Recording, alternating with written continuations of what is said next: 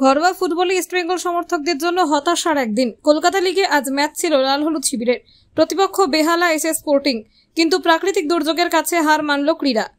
সকাল থেকে কলকাতা এবং আশেপাশের এলাকায় শুরু হয় প্রবল বৃষ্টি, যার ফলে আজকের ম্যাচটি স্থগিত রাখার সিদ্ধান্ত নিল আয়োজক সংস্থা আইএফএ। এদিনের ম্যাচটি অনুষ্ঠিত হওয়ার কথা ছিল ব্যারাকপুরের বিভূতিভূষণ স্টেডিয়ামে দুপুর 3টে, কিন্তু সকাল থেকে লাগাতার বৃষ্টির ফলে মাঠের অবস্থা খেলার উপযোগী ছিল না।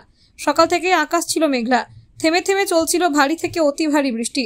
জানা গিয়েছে, মাঠে জল জমে যাওয়ার কারণে খেলোয়াড়দের নিরাপত্তা এবং খেলাটির মান বিবেচনা করে শেষমেশ ম্যাচ স্থগিত রাখার সিদ্ধান্ত নেওয়া হয়।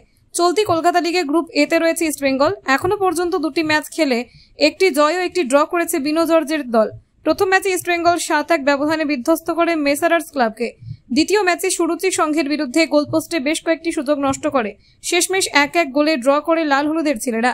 সেই ড্র ম্যাচের পর আজকের খেলায় ফের জয়ের ছন্দে ফেরার লক্ষ্য ছিল ইস্টবেঙ্গলের, কিন্তু প্রকৃতির বাধায় আপাতত সেই অপেক্ষা বাড়ল।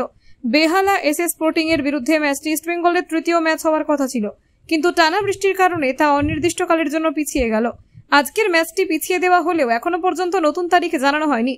কলকাতা লিগের আয়োজক সংস্থা আইএফএ এখনো এই বিষয়ে কোনো আনুষ্ঠানিক বিবৃতি দেয়নি। তবে আবহাওয়া অফিসের পূর্বাভাস অনুযায়ী আগামী 2-3 দিন কলকাতা ও শহরতলিতে বৃষ্টির সম্ভাবনা রয়েছে, ফলে ম্যাচ পুনর্নির্ধারণ নিয়ে সংশয় থেকে যাচ্ছে।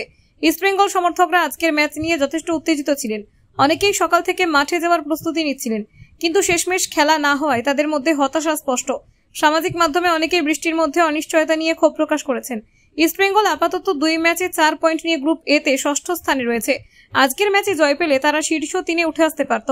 এখন দেখার ম্যাচটি কবে অনুষ্ঠিত হয় এবং ইস্টবেঙ্গল কতটা প্রস্তুত থাকে সেই নতুন তারিখে ঘুরে দাঁড়াতে। Bureau report, Kolkata 24/7.in।